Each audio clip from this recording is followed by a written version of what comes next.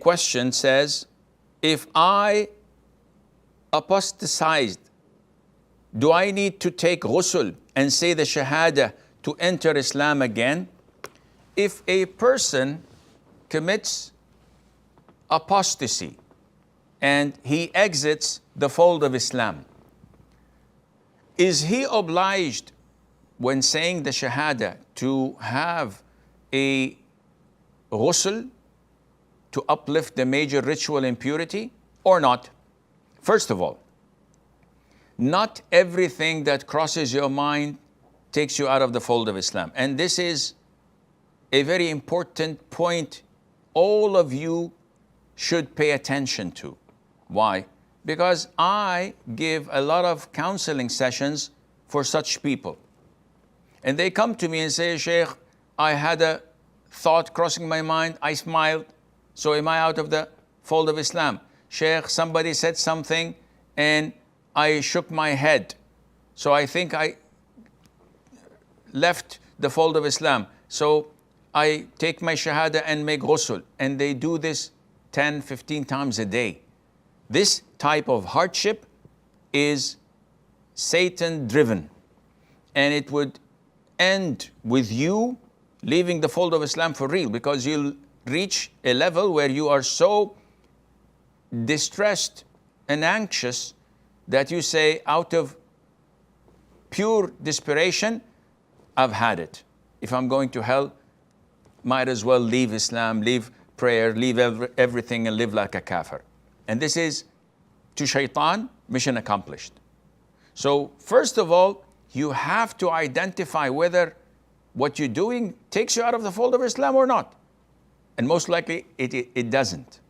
But you need to sit with someone who tells you this and puts some sense into your head and opens your eyes. You can find this in your local masjid. You can find this with your local sheikh or someone who's wise and knowledgeable you trust. And they can do this, but you have to get this fixed. Secondly, the ruling on taking ghusl when accepting Islam is an issue of dispute. The majority say you don't have to. However, the Maliki and the Hanbali school of thought say that it is mandatory due to the incident of Thumama ibn Athal, may Allah be pleased with him. When he accepted Islam, after being tied to a pillar in the masjid for 3 or 4 days, the Prophet ordered his companions to go and take him so that he could have ghusl and come back. And also for the hadith of Qais ibn Asim, may Allah be pleased with him, where he told him to have a ghusl. But the other scholars, the Shafi'i and the Hanafi schools of thought, and the vast majority, say that it is not mandatory, it is highly recommended. Why? They say because hundreds and thousands of people accepted Islam at the time of the Prophet ﷺ, and it was never reported that he ordered them to perform ghusl. The Maliki and the Hanbali say, yes, but a kafir accepting Islam, most likely he would be in the state of major ritual impurity, janaba. They don't perform ghusl. So this is by default, the most likely. So it would be only logical to order them to make ghusl. To counter this, we may say that, well, it's a major ritual impurity. It's a ritual, not physical.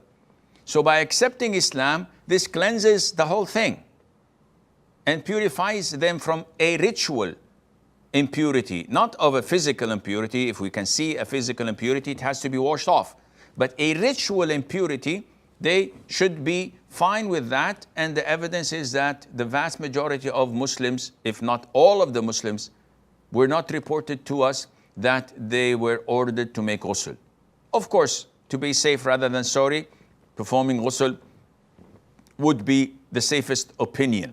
But I wouldn't say that it is mandatory. Thirdly, this applies to original kafirs, not to one with OCD who keeps on thinking 10 times or 15 times a day that he invalidated his Islam, and Allah knows best.